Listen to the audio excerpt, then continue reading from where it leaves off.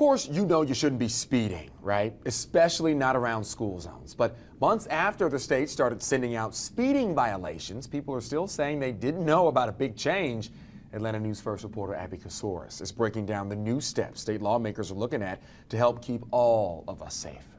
In school zones across the state and here in Gwinnett County, you'll see signs like this one, along with a security camera. If you're caught going 10 miles per hour over the speed limit, you could get a ticket from officers. Or the camera could take a photo and send a ticket to you in the mail. The biggest concern a lot of people have, and this is going to be used just to generate revenue all the time. Representative Clint Crow says there's some confusion in his rural district about the new school speeding cameras, penalizing drivers well after school time. State lawmakers are looking for ways to make sure the cameras are doing what they set out to do. They're issuing speeding tickets or speeding citations rather at 10 o'clock at night, at 4 o'clock in the morning. Representative Jay Collins is presenting what he calls a cleanup bill, adding more requirements for the departments collecting money on citations. Only when lights are flashing, adding citation times before and after school.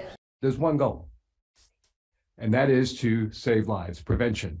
Former director of the Georgia Office of Highway Safety, Bob Dallas, performed a 5-day speed study around one school.